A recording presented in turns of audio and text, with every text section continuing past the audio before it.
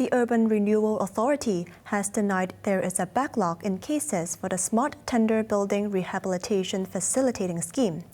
It comes after the program became embroiled in controversy when residents of a building in Tseung Kwan O accused it of being ineffective. Joanna Ho reports. Taking to his blog today, the Urban Renewal Authority's Managing Director HKIBC made it clear things were smooth sailing at his office. He said the URA had approved about 1,000 smart tender applications over the past year, and services had not been disrupted by the pandemic. He denied there was a backlog in cases and said the authority has not been struggling to handle them effectively.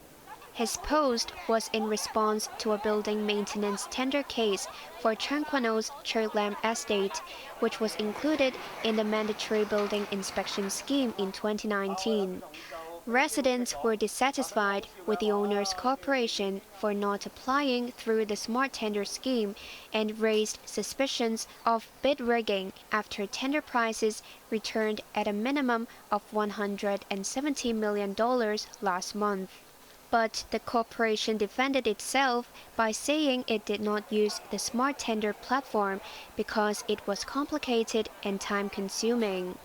It also said authorities were unable to handle applications promptly due to a backlog from the pandemic.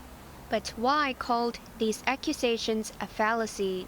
He said his team typically sends out a confirmation 3 days after receiving an application, and a service agreement is usually signed within 2 months if approved. To settle the issue, Y said his staff have already reached out to the estate consulting company.